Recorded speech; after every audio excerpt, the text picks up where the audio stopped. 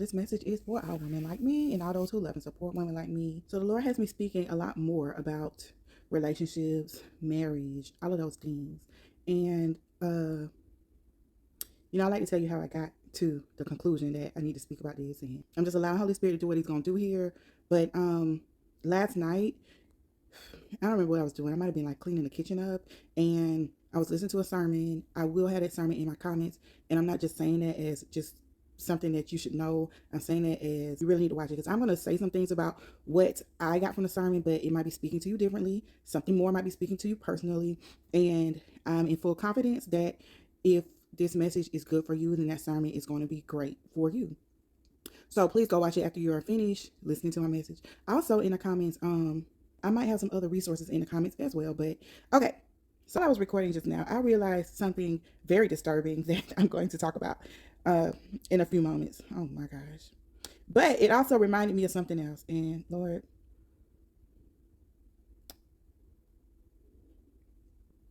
you got a message for your people. And if this is the way that you brought this message to me, it was very extreme. I'm just saying. All right. Anyway.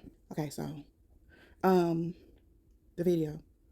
See, I get a little bit antsy. I never start going when I hear stuff about relationships sometimes that the Lord brings me to, because it's like, I don't know whether it's for me. I don't know whether it's something that he wants me to use as reference to get a message together. I don't know if it's insight that he's giving me.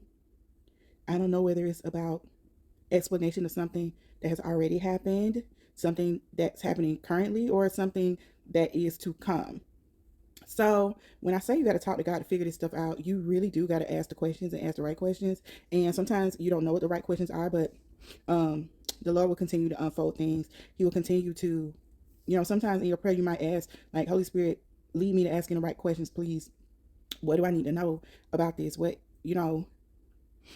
he'll start to show you by and by. The pieces come together, and the revelation of whatever it is will come together. So you can trust that. But the message was based on the ending of a relationship and what to do with that. Kind of helping to put the pieces together of why something had to come to an end.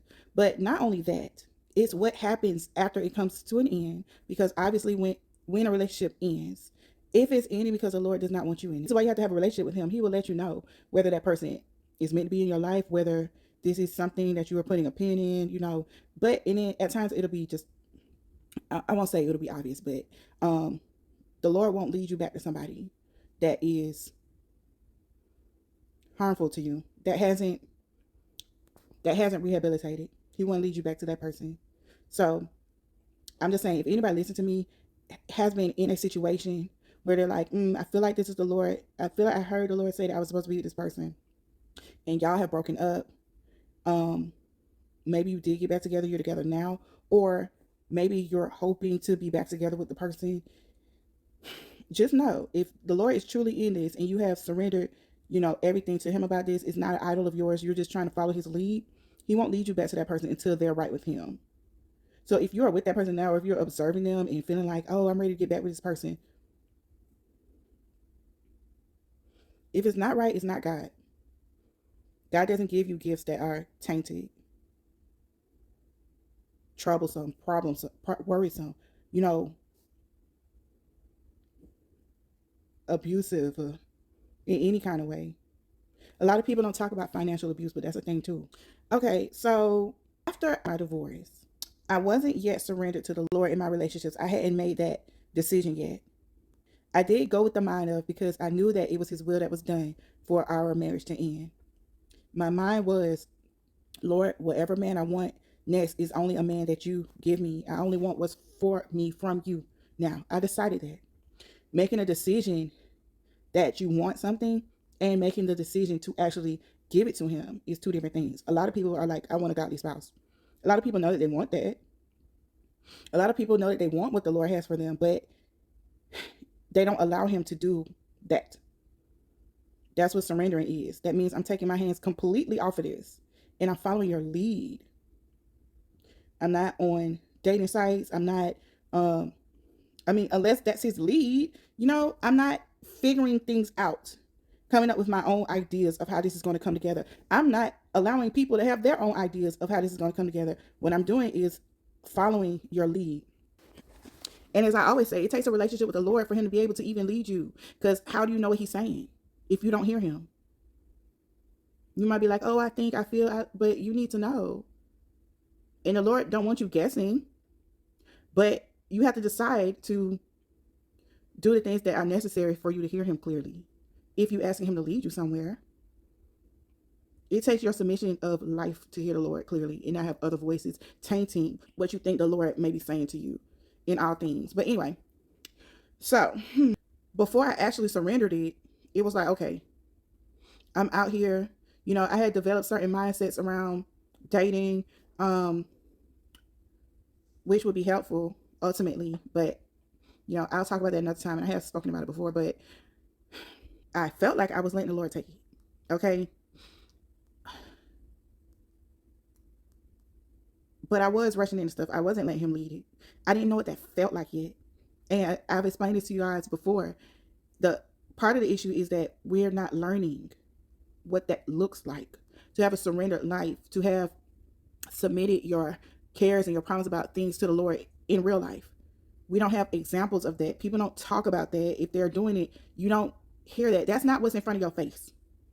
What is in front of your face is people serial dating, you know, the things that the world does. So I was misguided in what was acceptable for that. Even though, like, in my mind, I wanted to do it, I didn't understand what surrender was, and I didn't know how to do that. So I have mentioned this before, and this is not to tear anybody down or anything. I'm telling you about my experience. And, you know, anytime I mention somebody on this channel, just know that it's my intent to explain my experience so that you can get a full picture of where I was and what I was dealing with, and how I was affected by certain things, how certain things that I've gone through led me to other things. It is not about the other person. All right, but I have to speak about coming out of my marriage. Again, I don't want to sound redundant if you have seen a video of me sharing this, but I have to share it again for somebody who is new listening. So after my marriage, my initial feeling after getting over the fear of what next looked like, you know, I planned on being with somebody and living and having a life with them.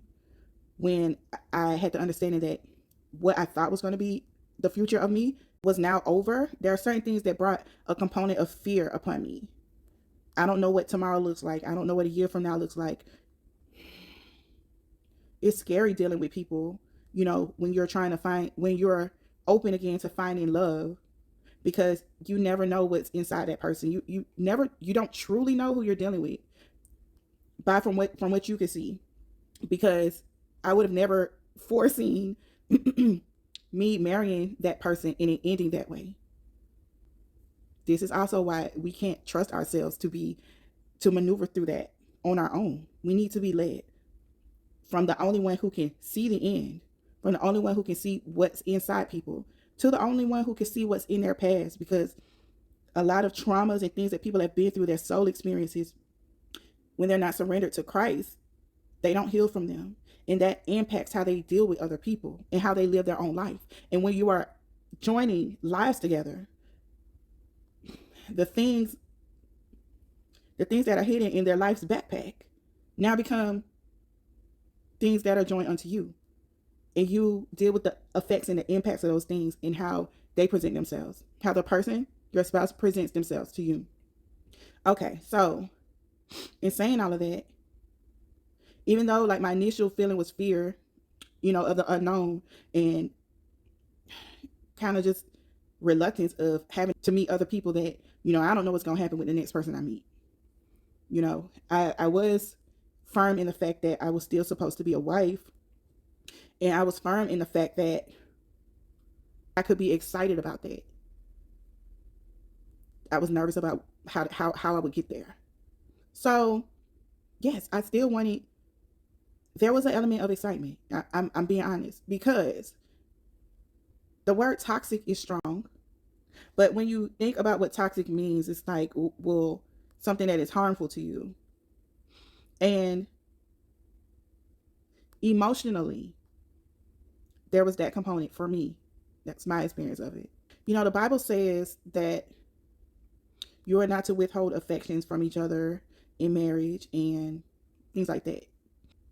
The Bible also says like you're not to neglect your spouse. So I was in something for years that was emotional neglect. It really was. I didn't have someone who loved me properly. I didn't have someone who I don't think they had the capacity to love me properly.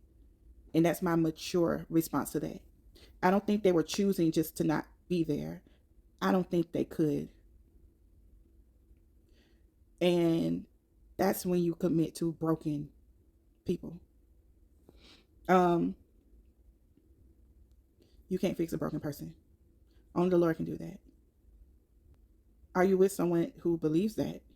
Because another component is the Lord wants us with believers. If you're a believer, He wants you with a believer, not someone who speaks about believing in the Lord and prays and does the things, some of the things, a couple of the things, a few of the things, you know, it's not godly at all.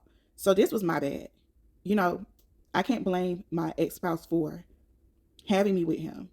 I chose to be with him, regardless of what I saw that would leave us unequal, that would cause us to be unequally yoked with each other as it comes to our beliefs. And again, it's not that he didn't believe in the Lord, but what does believing in the Lord actually mean and look like? Because there was a time of my life that I could say the same thing about myself. You know, just because I say I love the Lord, I pray to him, I use him, and I'm not loving him back. Do I actually believe that he is who he say he is? Because if I believe he was who he says he is, then all the other stuff, the me falling in line would follow that. I can't believe just some things that the Bible says about the Lord without believing my part and how I'm supposed to show up to him. And that's part of the error when we're not whole people in that way and trying to then commit to someone else under the Lord's covenant of marriage. Has he created you to be a person that's whole in Christ first? And if he hasn't, y'all are going to come up with some problems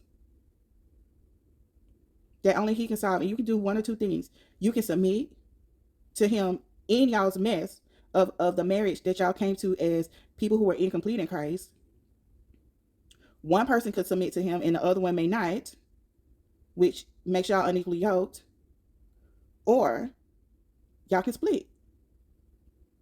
Y'all said that y'all would join under God, but neither of y'all were under God before y'all joined. So how were y'all joined under God? Under God's authority. The Lord didn't have authority over you when you were single. So that was completely my bad. If I would have been submitted under Christ before I got with him, we wouldn't have got married. This is why it's dangerous to make marriage an idol. I'm not saying that marriage was my idol. I wasn't marriage focused. But what I am saying is that when people are marriage focused, they blind out a lot of stuff just to get to their finish line, which is having a spouse. And then they don't understand that that'll blow up in their face. So it is dangerous to have marriage as an idol. You don't hear the Lord clearly with idols. And the Lord is not actually the authority of your life when you have idols. Because in that, you are actually putting something in between you and the Lord. Your need, your want, your will, your desire, your focus. And if that focus is marriage, it's like, how do you have something that's from me without me? And thinking that it's going to be great. Okay. It's almost like you stole marriage. It's like the Lord is supposed to be in the marriage, over the marriage. It's supposed to be his. But you went and got it without him. People do not look at it that way. And they should.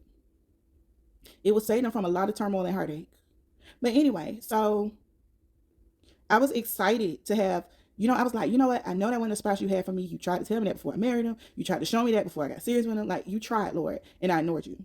Because even though marriage wasn't an idol of mine, maybe not being single anymore was, which allowed me to, it's not like I was just going to accept anybody and anything, but there were certain qualities about my ex-spouse that helped bring me peace about being with him. So I decided, this must be a good one for me to be with. I had gone through some things that I didn't allow the Lord to heal me from in a previous long-term relationship that made me feel like, okay, as long as this, you know what, and then time I get serious with somebody, they can't be like that. And if they're not like that, then they must be good for me.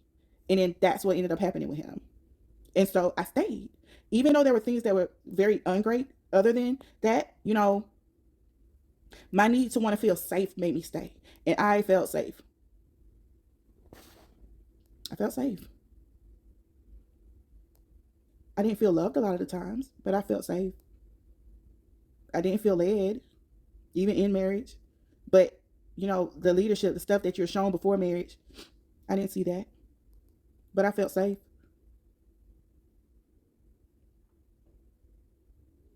And that was what I wanted. So perhaps my idol was that.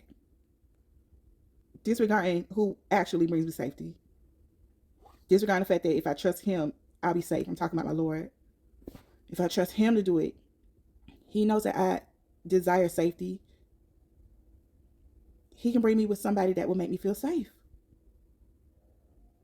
But we don't let him do that, especially in relationships. A lot of times it's, I want this, I want a spouse like this, I want a person like this, so I'm going to look for these things that I think that I want and need.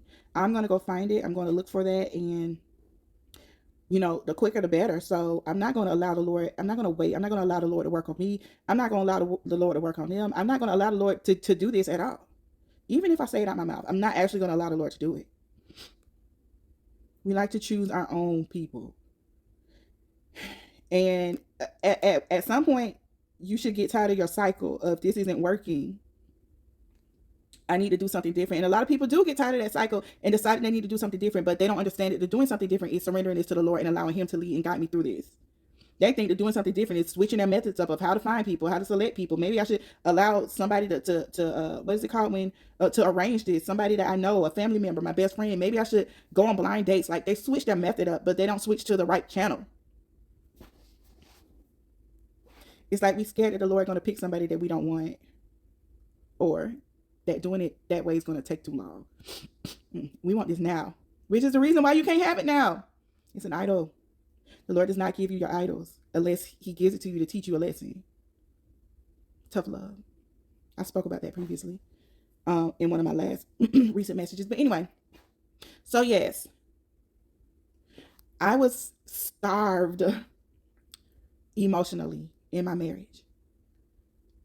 I liken it to having a roommate, but it was worse, y'all. Because a lot of times when you have a roommate, y'all still get along with each other as far as y'all want to be in each other's presence. Y'all still might sit on the couch in a common area, watch TV together. Y'all have interaction with each other that's meaningful, because a lot of times y'all are friends. Like, sometimes people do, you know, Craigslist. Is Craigslist still a thing? I don't know. Roommates. Maybe you have roommates that you don't know. But I'm talking about y'all chose to live together. Y'all know each other. And usually if something turns sour to where y'all don't want to be around each other, interact with each other, it's because something happened. Y'all had a falling out. It's not just because gradually it just got that way. But so when I say worse than a roommate, like, I was married to somebody who had a room and didn't come out the room to be with me. Like, the whole day would pass. A whole week would pass. And we wouldn't have had time interacting with each other in the same space at the same time, just because we wanted to be with each other in the same space at the same time. It wouldn't happen. And a bit of the difference is my door is always open. The large majority of my time was spent in the common area. We were just existing. There was no relationship anymore. There wasn't a relationship. Forget a marriage and all of that. What's that supposed to be? There was not a relationship anymore. We were just occupying space in the same building. And then I become the squeaky wheel, right? Making all this noise about, hey, I need this. And what do men usually say? That's called nagging. When a woman is expressing, hey, this isn't right, this doesn't feel right, you know, I have emotional needs. Not to say that you don't have needs, but you're not saying anything to me about them. So I'm choosing to speak up and say something about my needs so that we can fix this problem, because I don't feel like I'm married. I don't feel like I'm in a relationship, you know. But now when I bring it up, I'm nagging.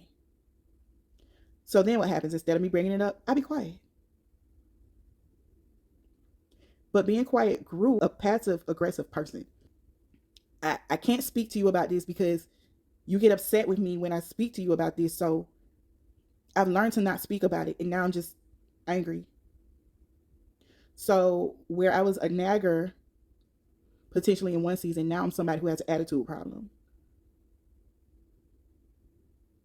And we did counseling, we tried, I would say, but counseling doesn't work unless you allow it to work, which is if the person that's supposed to be helping you guys get on the same page tells you to go back and try something and do something, it's to implement to move you guys back. Y'all separated to get y'all to start walking back to closer to each other. But if you do it once, you're still separated. Going to counseling doesn't fix the problem. It gives you tools for you to use, but you have to go and use the tools. And if you use it one time and don't use it again, not what? Nothing's changed. Nothing's changed. So I'm going to spend quite a bit of time speaking about that, but I am going to speak about this. Again, this is not a bash session, but I'm going to talk to y'all about myself too. But so that was just to explain the headspace I was at the end of my marriage. I was done. Like, I was done being ignored. I had been ignored, and then it had caused my disposition to change in general. During some of our last days, we were trying to speak about how to get this thing back on track or what went wrong or all that stuff. There was a comment made, and I'm not bringing up everything. I'm sure I might have made comments that stung, but I can only speak from my perspective of what I remember. The things that you remember are the things that typically affect you. Okay, so I can take responsibility for anything that I've said, but again, my point for sharing my story. So I was just talking about, like, you don't even hug me. Forget kissing, but you don't even hug me.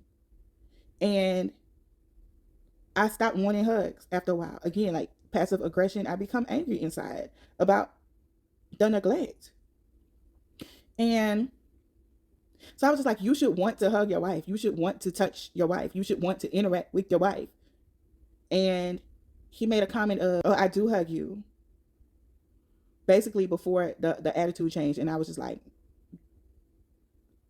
leave. Like, I started avoiding interacting with him because it's like, it was just so superficial.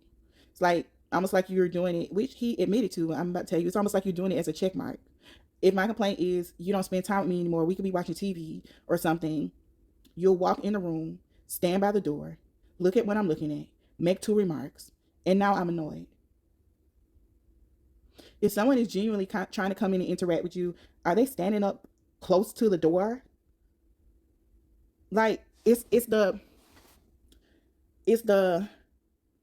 subliminal messaging that you're not aware of sometimes, like what your body language does, what you're showing, even though you're not intending to.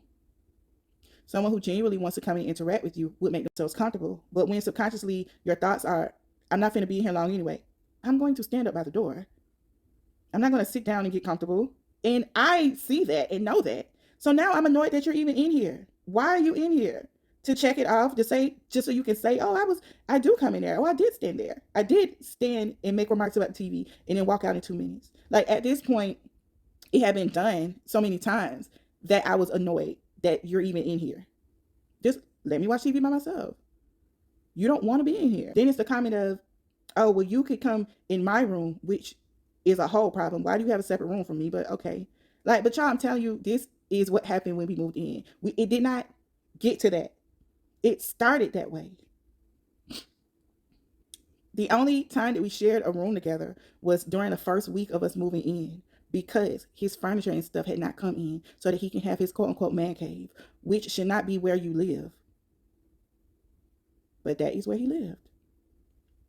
So your response is, oh, you can come in my room, but that's still me initiating. That relationships are supposed to be reciprocal. That's me longing after you, running after you.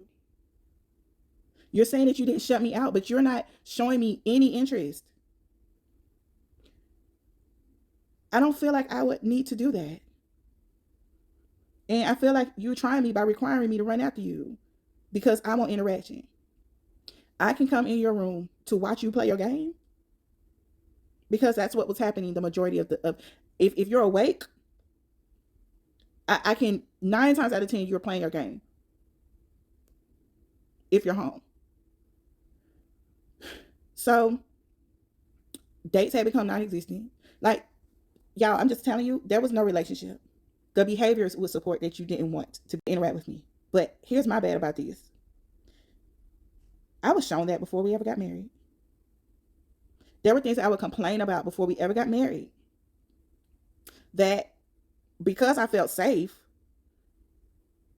I just decided, oh, that's okay, I can deal with that. Or maybe in the back of my mind, I thought it would change. I thought connection would grow more after marriage. I thought, and a lot of us think that, like, marriage will fix it. You know what? When we're in each other's space all the time, it'll be better then. You know what? When we make this commitment, it'll be better then. That's not how that works. That is not how that works. So the issue before marriage was, because we didn't live together before we got married. I'm just saying that to add some more background information. One of my gripes before we even got married was that I wasn't feeling affection. There wasn't affection. Oh yeah, what I forgot to say is that when we were talking about the you don't even hug me, you don't touch me, whatever, in the checklist thing, he was just like, kind of like, I do hug you. And I was like, yeah, only when you was getting ready to go to work. And he was like, that's because you make me hug you. You're proving my point. What? That is wild. Who does not want to hug their wife? Like, I didn't ask you to marry me. You asked to marry me. It was almost like, oh, hugging is a robotic thing. Like, oh, now it's time to hug. Now it's time to kiss. Because before we got married, it's like we would give each other a kiss before we left. And now, like, I think it's because I insisted on doing that. If I hadn't insisted on doing that, like, we would never kiss. We would never hug. Which is crazy. Like, and I hate to make it sound that way, but do you know how many people want to hug me, actually? Like, but when people say stuff like that, they become a bad guy. Do you have an idea of how many people want to kiss me? Do you have any idea of how many people, like, and I didn't used to share these things with him because why? Like, I didn't feel the need to, but do you have any idea of how many actually want me right now, right in this moment, right now? And you don't even want to hug me. And I'm staying here. I was staying here, loyal to you, and getting no affection and no interaction with you. Suffering because I didn't listen to God. That's what that was. I told you I watch relationship shows a lot. So one of the shows that I was watching, there was a couple, and the woman would be like, the man will walk into the room and not even acknowledge me. This lady was beautiful. Like, I don't even think it had nothing to do with attraction. I'm like, I'm just watching this, and I'm just like, what? It's like she would have to like beg him or initiate everything that they were doing. If they were having any physical touch with each other, it was because she was doing it. If they were talking about something, they could laugh and joke or whatever, but it's like he started feeling like she was a shadow. That's how he put it. And she was like, we should be in a honeymoon phase. Like, you're the one telling me that you love me. What? You're the one saying that you want to be with me still. Like, if you don't want to be with me, fix that. That's an issue because you're still with me. Can you free me? Because I'm up here just going off of what you're saying. You want this, you want to be with me, blah, blah, blah. You love me, all this stuff. You're attracted to me, all this stuff. You're telling me these things.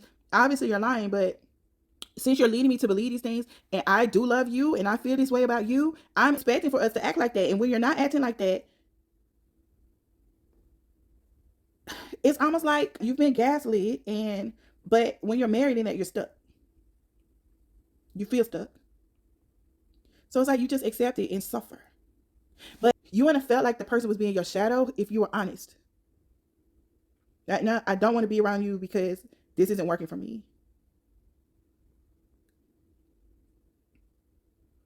I don't like you. Like, just say that, because I feel that. Forget love. I feel like you don't like me. At a base level, when you like somebody, you want to be around them. You don't want to have conversation with me. You don't want to talk about your day. You don't like me. But just say that. That hurts. You don't want to hurt someone's feelings, so you don't say that. But then you are still hurting their feelings even more because you're telling them, you're making them feel like they're crazy. You want them to believe something that doesn't match what you're showing them. So it's almost like, well, what am I doing wrong? And I'm miserable at that. So, yeah, like before we even got married, there were times when I wasn't somebody with low self-esteem or nothing. I wasn't an inconfident person. I wasn't. But when someone who you believe loves you ignores you or treats you like that, it can really mess with your self-esteem. It can make you feel rejection. Not in a no one thinks I'm beautiful way, because I didn't believe that.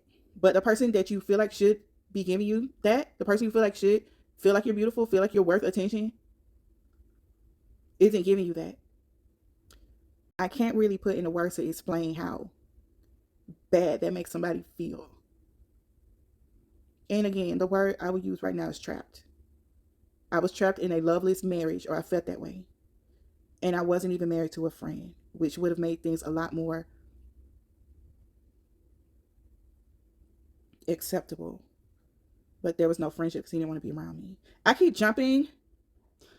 What I was trying to say was that before we even got married, there would be times that we would like arrive a place, and when you choose to sit down, let's say I chose to sit down in a spot that had seats around me where you can sit by me, and you would choose to sit across the room from me. I just thought it was weird. Not even just weird, it's indicative of the fact that you wanted space from me. Like, I feel like when you're in love with somebody, you don't have that. Like, you want to be around them. And we would have these conversations, and it would be like, oh, but I do love you. Oh, but I like what? I don't know what you want from me. And like, I want to feel like I'm with a man that wants to be with me. Like,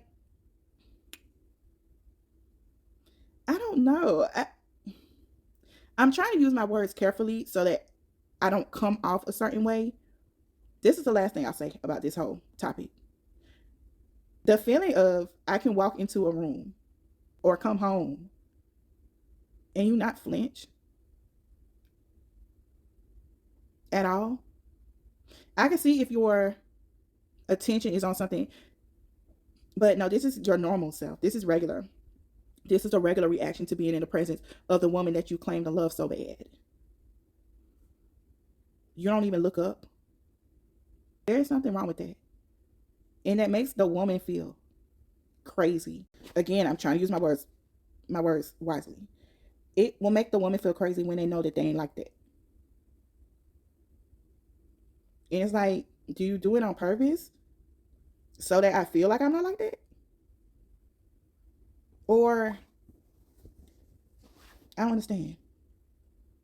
But when someone is emotionally neglected and starved from attention and affection, it does a number on them. So what happened when I was free, I messed around, and the first person who was giving me all of that attention and affection that I wanted to reciprocate with them, like I was attracted to that person. I liked that person back. I wanted it. Like, I went on a downward spiral with that. And I knew that wasn't the person that the Lord wanted for me.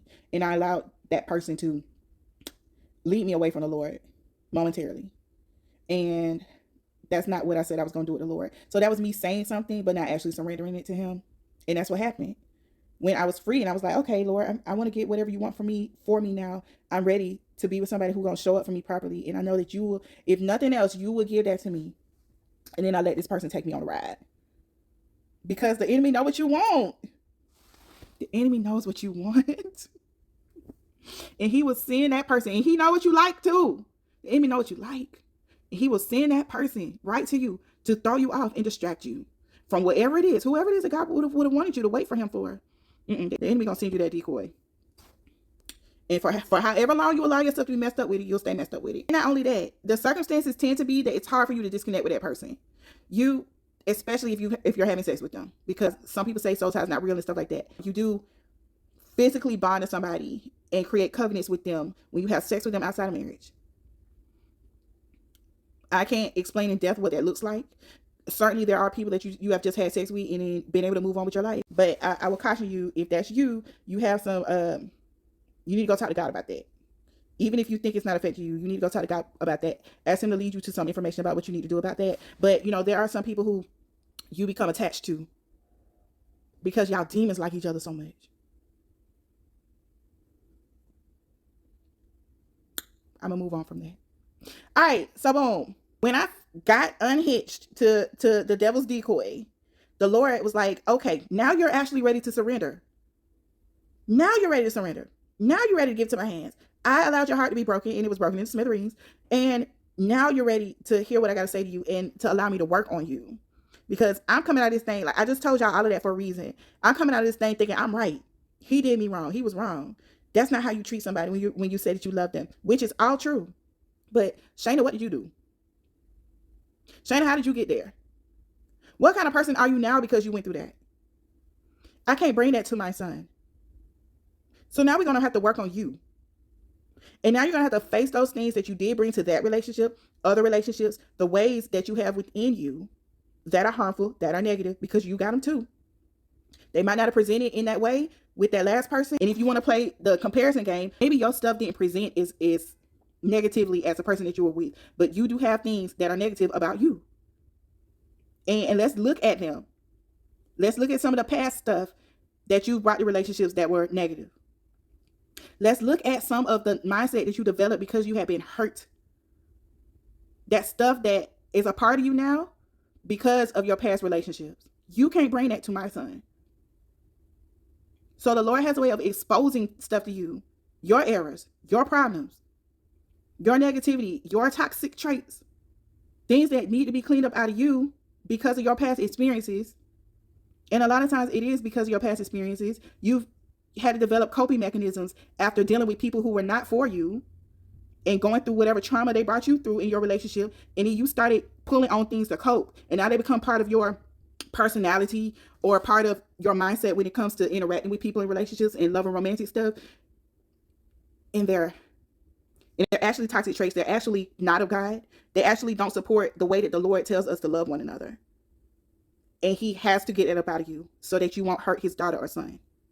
And not only that, so that y'all can have a lasting relationship, so that y'all can marry and it can be fruitful.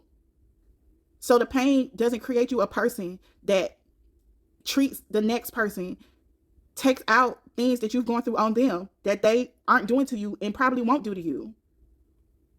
But you've developed this way of coping. You developed this mindset. You developed this way of protecting yourself. When the Lord is going to ask you to let that go too.